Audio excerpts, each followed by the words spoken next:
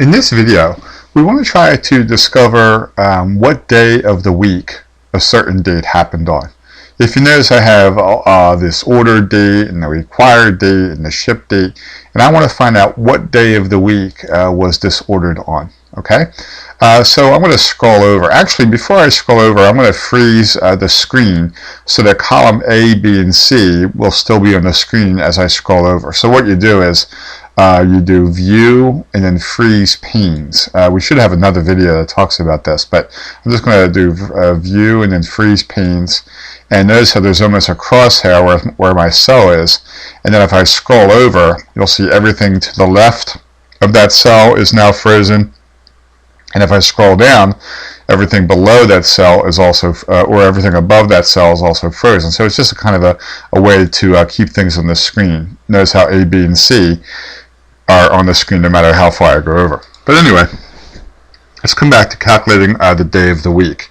There is a function that allows us to do this. It's called equals weekday.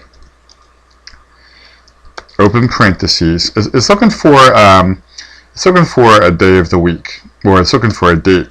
So I'm going to come over here to the order date, close parentheses, and we're going to hit the enter key. And it says 7 there. We'll take the decimal places. I'm going to highlight that entire column, and we'll take the decimal places off.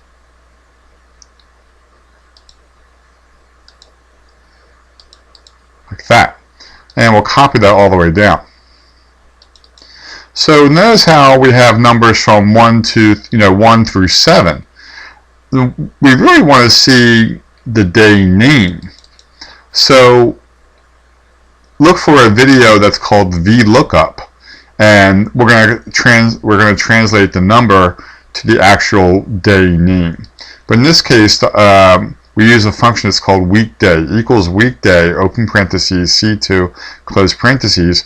That tells you the day number that that date happened on, but we want to convert that to the actual day name. So look for another video that's called VLOOKUP, and we'll talk about that next.